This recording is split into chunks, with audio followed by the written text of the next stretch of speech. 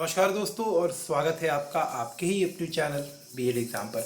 और दोस्तों आज हम बात कर रहे हैं एजुकेशनल टेक्नोलॉजी एंड आईसीटी के बारे में। तो अगर आप वीर बहादुर पूर्वांचल यूनिवर्सिटी के छात्र हैं, महाराज सुहेल देव स्टेट यूनिवर्सिटी के छात्र हैं, सीसीएस यूनिवर्सिटी, एमएसडीयू, एमडीयू या आप इससे संबंधित किसी भी यूनिवर्सिटी जहाँ की बीएड, एमएड और डीएलएड जैसे पाठ्यक्रम संचालित किए जाते हैं, तो वहाँ आपको एजुकेशनल टेक्नोलॉजी एंड आईसीटी पढ़ना पड़ता है, यानी कि शैक्षिक प्रौद्योगिकी और आईसीटी। तो इससे संबंधित कुछ छोटे प्रश्न यानी कि 2 नंबर के प्रश्न ये आपके ऑब्जेक्टिव में भी पूछे जा सकते हैं। तो ऐसे प्रश्न जो कि आपके एग्जाम के लिए बहुत ही महत्वपूर्ण है, आप इन क्वेश्चन को मेरे साथ में यहाँ पर डिस्कस कर सकते हैं।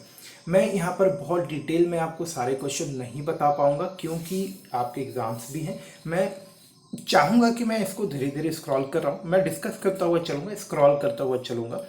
तो आप चाहें तो इनका स्क्रीनशॉट ले लें, और अगर आपको लगता हो कि शायद इससे काम नहीं बना है तो आप मुझे एक बार व्हाट्सएप पर मैसेज भी कर सकते हैं, जहाँ कि मैं आपको जो है इससे रिलेटेड नोट्स जो है पीडीएफ फॉर्मेट में या यही पीडीएफ जो है आपको मैं शेयर भी कर दे दूँगा।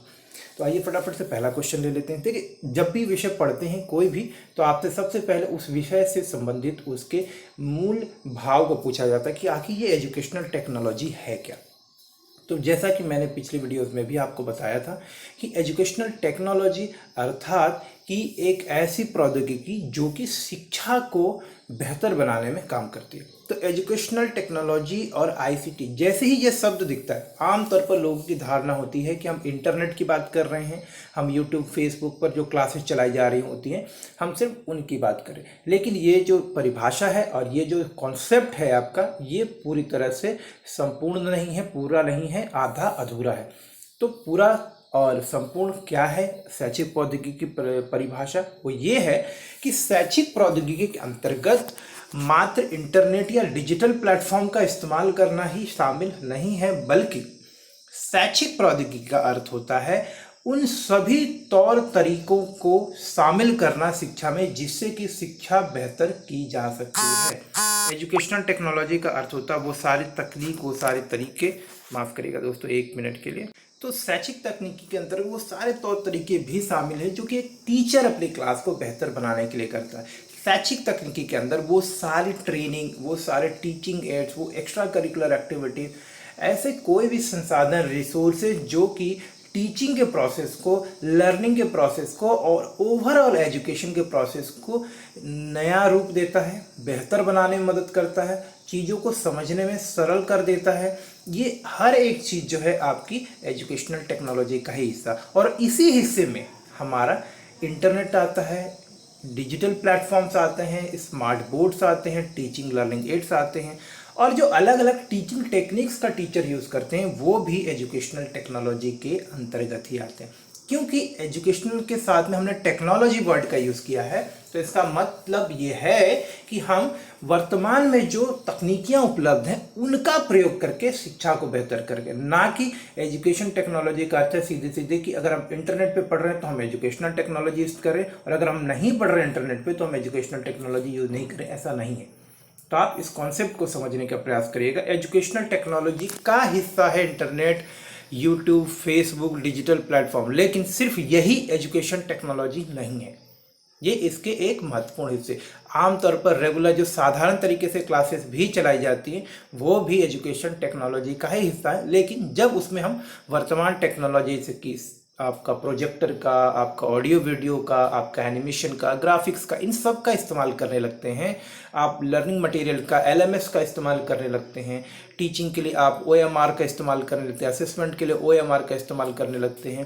तो ये जो अलग अलग तरीके हैं ये सब एजुकेशन टेक्नोलॉजी के ही हिस्से कहलाते हैं। उम्मीद करता हूँ बात को समझ गए होंगे। तो देखिए, शैक्षिक प्रौद्योगिकी अधिगम प्रौद्योगिकी भी कही जाती है उचित तकनीकी प्रक्रिया और संसाधनों के सृजन, उपयोग तथा प्रबंधन के द्वारा अधिगम और शिक्षण कार्य के प्रदर्शन, सुधार में, नैतिक जीवन के अभ्यास में, यानी कि नैतिक जीवन में जो हम लोग इस्तेमाल करते हैं उसको जब अभ्यास कहते हैं, इसे हम शैक्षिक टेक्नोलॉजी कहते हैं। शैक्षिक प्रौद्योगिकी शब्द के साथ प्रायः अनुदेशात्मक सिद्धांत, अधिगम सिद्धांत भी शामिल होते हैं। देखा आपने, अगर हम इसे ईएम बूटर के शब्दों में कहें तो ज्ञान के व्यवहार में विनियोग की प्रक्रिया ही शैक्षिक तकनीकी है। JOM लीथ के अनुसार शैक्षिक तकनीकी अधिगम एवं अधिगम की दशाओं में वैज्ञानिक ज्ञान का प्रयोग जिसके द्वारा शिक्षण एवं प्रशिक्षण को प्रभावपूर्णता एवं दक्षता में विकास तथा सुधार लाया जा सके, इसे हम शैक्षिक तकनीकी कहते हैं। तो जो बातें मैंने आपको कही वो बिल्कुल एक परिभाषा रूप में आपको यहाँ पर देखने को मिल गई है। शैक्षिक तकनीकी के उद्देश्य बताइए। देखिए शैक्षिक तकनीकी के उद्देश्य बहुत सारे हैं। आप देख सकते हैं कि समाज की जो वास्तविक आकांक्षाएं हैं, जो जरूरतें हैं, उनको पूरा करना, शिक्षा के जो लक्ष्य हैं उनको पूरा करना, जो राष्ट्र के आपके खुद के व्यक्तिगत उद्देश्य हैं उनके प्राप्ति में मदद करना, मानवीय मूल्यों का विकास करना, राष्ट्र की अपेक्षाओं, राष्ट्र के प्रति प्रेम, राष्ट्र को आगे विकसित करना, चाहे वो आर्थिक पक्ष हो, सामाजिक पक्ष हो, आपका व्यवहारिक पक्ष हो, हर एक पक्ष में, राजनीतिक पक्ष में देश को आगे बढ़ाना, ये सारी चीजें जो है शैक्षिक प्रौद्योगिकी के उपयोग है। शैक्षिक प्रक्रिया के सहायता उचित साधनों एवं उपकरणों का विकास करना भी शैक्षिक प्रौद्योगिकी यानी कि ICT का उपयोग है। जन साधारण के लिए शैक्षिक सुविधाएं सुलभ कराने में देखिए ICT का बहुत बड़ा योगदान ये है कि ICT के आगमन से, ICT के प्रयोग से, जहां एक सीमित कक्षाओं में ही बच्चों को पढ़ाया जाना संभव, तो आज एक ही जगह से हम विश्व के कोने कोने तक जो है छात्रों को एक साथ जोड़ सकते हैं और विश्व भर के छात्र शिक्षकों से अपने आप को जोड़ सकते हैं। तो शिक्षा का जो एक प्रसार था उसका दायरा बढ़ गया है और इसके लिए ICT पूर्णतः जिम्मेदार है। शैक्षिक तकनीकी के कार्यों का वर्णन करें तो जो हमने ऊपर बताया वही है कि ज्ञान को संचित करना, ज्ञान में वृद्धि करना और ज्ञान का प्रसार करना। इसको आप थोड़ा थोड़ा विस्तार पूर्वक लिख सकते हैं। शैक्षिक तकनीकी की विशेषताएं बताएं। देखिए शैक्षिक तकनीकी शिक्षण और प्रशिक्षण के लक्ष्यों के दृष्टिगत अनुदेशन के श्रेष्ठ साधनों का प्रयोग करती है। ठीक है, शैक्षिक तकनीकी मैंने आपको बताया कि शैक्षिक तकनीकी का अर्थ ही यही है कि शिक्षा की जो वर्तमान प्रणाली है उसको कैसे हम तकनीकी के इस्तेमाल से बेहतर कर सकते हैं। तो शैक्षिक तकनीकी लोगों को खुद सीखने पर जो है बल देती है। शैक्षिक तकनीकी ज्ञान के व्यवहार में अनुप्रयोग की प्रक्रिया है। शैक्षिक तकनीकी शिक्षा और प्रशिक्षण की समस्याओं में जो भी दिक्कतें आ रही, चाहे बच्चों को चीज़ों को समझने में दिक्कत आ रहा हो, एक शिक्षक को अपने विषय को प्रभावशाली तरीके से बताने में समस्या आ रहा हो, उन सारी चीज़ों में वो मदद करता है। शिक्षा में तकनीकी का अर्थ तो जो मैंने आपको पहले बता दिया। दृश्य श्रव्य सामग्री, ये बार बार पूछा जाएगा आपका 2 नंबर में भी और 8 नंबर के प्रश्नों में भी। तो दृश्य श्रव्य सामग्री से आप क्या समझ, देखिए दृश्य जो भी चीजें आप देख सकते हैं, श्रव्य जो चीजें आप सुन सकते हैं। शिक्षा में दृश्य श्रव्य सामग्री का बहुत बड़ा महत्व है।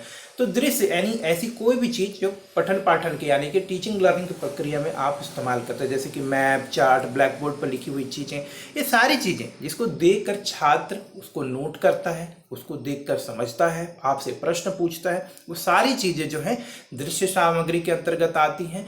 और श्रव्य जिसको कि जैसे कि आप बोल रहे हैं, तो जैसे मैं बोल रहा हूँ और आप सुन रहे हैं, तो ये हम क्या कर रहे हैं, श्रव्य, आपका मोबाइल क्या है, श्रव्य सामग्री है। तो ऐसी कोई चीज़ जैसे कि ऑडियो विजुअल वाले animated videos, graphics, movies, field trips, ऐसे कोई भी रिसोर्सेज जो कि सुनने में भी आप उसका इस्तेमाल कर सकते, जिनको में आपको सुनना भी संभव हो सकता है, वो सारी सामग्री जिससे कि शिक्षण की प्रक्रिया और आपके सीखने समझने की प्रक्रिया बेहतर हो पाए, वो श्रव्य सामग्री कहलाती है। मैंने डिटेल में नोट्स बनाए हैं दोस्तों, इनको आप पढ़ लीजिए, मैं थोड़ा सा कम समय लूंगा आपका। CCTV पूछा जाता है 2 नंबर में, इसका पहले तो आप फुल फॉर्म लिखेंगे, क्लोज्ड सर्किट टेलीविजन।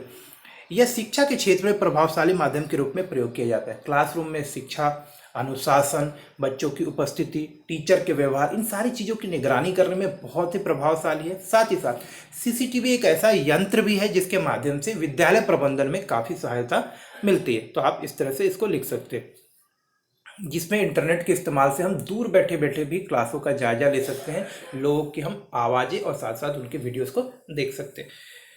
शिक्षण कौशल से आप क्या समझते हैं? देखिए शिक्षण कौशल एक बहुत ही महत्वपूर्ण और आवश्यक कौशल है जो कि हर एक शिक्षक के लिए जरूरी होता है सीखना।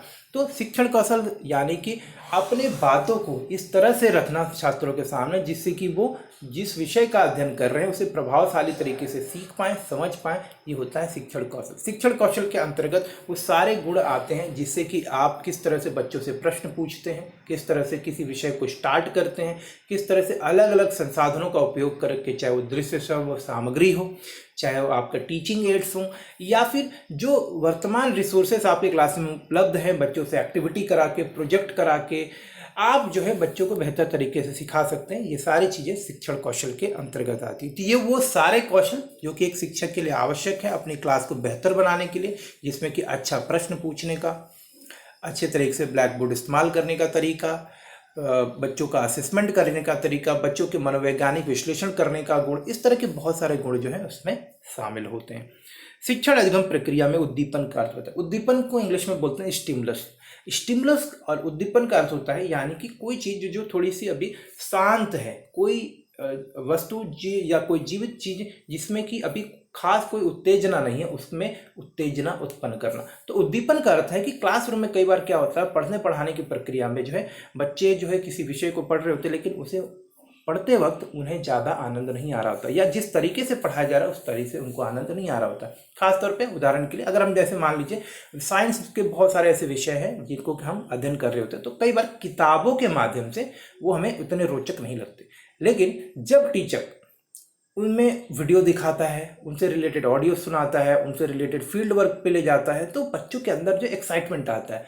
तो उद्दीपन स्टिमुलस यानी कि उद्दीपन प्रक्रिया एक ऐसा, या उद्दीपन स्टिमुलस वेरिएशन, उद्दीपन परिवर्तन एक ऐसी प्रक्रिया है जिसमें कि टीचर नए नए प्रश्न पूछकर, अचानक से प्रश्न पूछकर, कोई नई गतिविधि कर कर, या बच्चों को अचानक उनके स्थान बदलकर, इस तरह की कुछ ऐसी गतिविधियां क्लासरूम में शिक्षण के दौरान करता है जिससे कि बच्चों में जो शिथिलता यानी कि जो साइलेंट तरीके से वो क्लास में बैठे हैं, जो नीरस तरीके से विषय को सीख रहे हैं, उस प्रक्रिया के दौरान बच्चों में जो है ऊर्जा आ जाती है, बच्चों की सीखने की गति जो है बढ़ जाती है। तो स्टिमुलस वेरिएशन का मतलब किसी भी प्रक्रिया के अंदर किसी व्यक्ति में जोश भर देना, जिससे कि जिस प्रक्रिया में हम शामिल हैं उसको और बेहतर तरीके से हम कर पाएँ। डिटेल में आप इसको देखिएगा। यहाँ पर पुनर्बलन कौशल भी उसी तरह शामिल है कि अगर कोई बच्चा किसी विषय को पढ़ता हुआ हतोत्साहित है, किसी विषय में अच्छा नहीं है, या व्यक्तिगत स्तर पर उससे कोई समस्या हो रही है, उसको मोटिवेट करना, उसकी समस्याओं को समझना। तो पुनर्बलन का अर्थ होता है कि पुनः बल देना, यानी कि शिक्षण प्रशिक्षण की प्रक्रिया के दौरान मान के लीजिए कोई ऐसा विषय बच्चा पढ़ रहा है जिसको उसको समझने में कठिनाई हो रही है, तो एक शिक्षक का दायित्व है, ये माता पिता का दायित्व है कि बच्चों को उनके अंदर आत्मविश्वास पैदा करें। उसके लिए अलग अलग तरीके हो सकते हैं, चाहे तो आप उनसे बात करें, चाहे तो उनकी समस्याओं को समझने की कोशिश करें, जिससे कि बच्चे का उस विषय के प्रति जो है जो एक उत्साह है या जो उसको समस्या का सामना करना पड़े उसे आप दूर कर दें और उसे बच्चा फिर वापस से ठीक से सीखना शुरू कर सकता है। श्याम पट किसे कहते हैं, यानी कि ब्लैक बोर्ड। क्या कहते हैं? ब्लैक बोर्ड एक बहुत ही महत्वपूर्ण टीचिंग लर्निंग एड है और इसकी मदद से टीचर अपनी बातों को बेहतर तरीके से बच्चों को सिखाने का प्रयास करता है। पुनर्बलन के अंतर्गत हम ब्लैक बोर्ड का भी इस्तेमाल करते हैं। ब्लैक बोर्ड एक ऐसा तरीका है जो आदि अनादि काल से जो है इसका इस्तेमाल किया जा रहा है बच्चों को पढ़ने और पढ़ाने के लिए। तो डिटेल में मैंने यहाँ लिखा है, आप इसे लिख सकते हैं।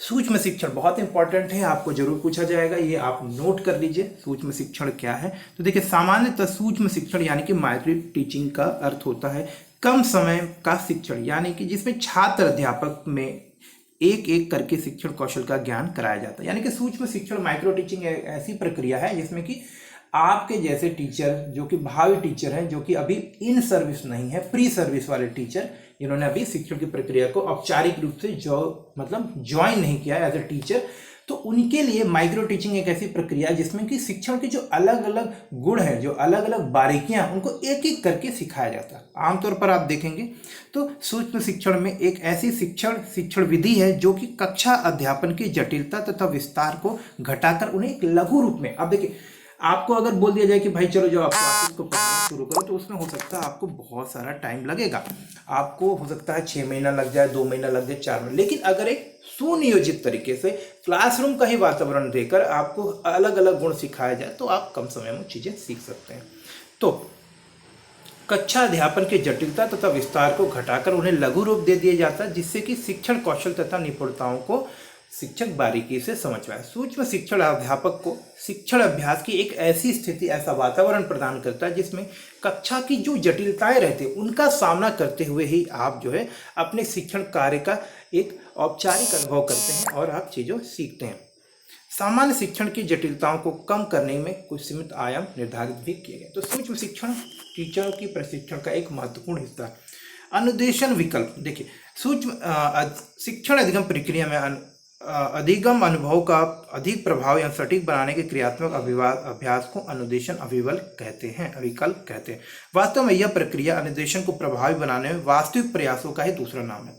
तो अनुदेशन विकल्प का मतलब होता है कि आप जिस तरह से पढ़ा रहे हैं, मान लीजिए आप सिर्फ किताबों के माध्यम से अगर अपने स्टूडेंट्स को पढ़ा रहे हैं, तो अभी आप दूसरे माध्यम भी प्रयोग कर सकते हैं, जैसे कि उन्हें प्रोजेक्ट दे सकते हैं, उनसे आप प्रश्न पूछ सकते हैं, उन्हें आप फील्ड ट्रिप पर ले जा सकते हैं, उन्हें वीडियो दिखा सकते हैं। तो अनुदेशन करने के जो अलग अलग आपके पास विकल्प उपलब्ध है, उन्हें हम अनुदेशन विकल्प भी कहते हैं।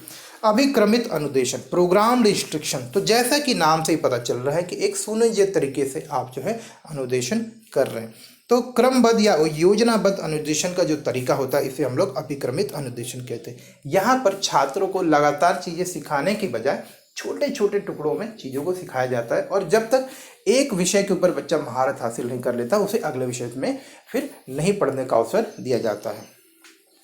अभिक्रमित अनुदेशन सामग्रिक विकास आप कैसे करेंगे, तो देखिए यहाँ पर लिखा हुआ है, प्रकरण अथवा इकाई का चुनाव करना, छात्रों के संबंध में मान्यताएं लेखन करना, अनुदेशनात्मक लक्ष्यों को व्यवहारिक रूप से परिभाषित करना, बच्चे के पूर्व ज्ञान या कौशल को भी परिभाषित कर लेना, और अंत में बच्चा जब सीख जाए तो उसका आप परीक्षण कैसे करेंगे, उसके लिए जो साधन उपलब्ध है उनका भी निर्धारण करना, और पाठ्य सामग्री का विकास करना। अभिक्रमित अनुदेशन में रेखीय कार्यक्रम क्या है, देखिए अभिक्रमित अनुदेशन में रेखीय कार्यक्रम यानी कि लीनियर प्रोग्राम इंस्ट्रक्शन, ये क्या है, तो ये भी प्रश्न आप देख लीजिए, आप स्क्रीनशॉट ले सकते हैं। अभिक्रमित अनुदेशन में शाखीय अब ये भी क्वेश्चन है, आप यहाँ पे कर लीजिए। और मैं आपको यहाँ पर यही दिखाने की कोशिश कर रहा हूँ कि ये सारे क्वेश्चन जो है ना बहुत ही इंपॉर्टेंट है। तो मैं 20 क्वेश्चन अभी और अगले 20 क्वेश्चन जो है आपको मैं यहाँ पर डिस्कस करूँगा। तो दूरस्थ शिक्षा और ये सारी मैं नेक्स्ट वीडियो में आपके साथ में शेयर करता हूँ, क्योंकि वीडियो बहुत लंबा हो जाए।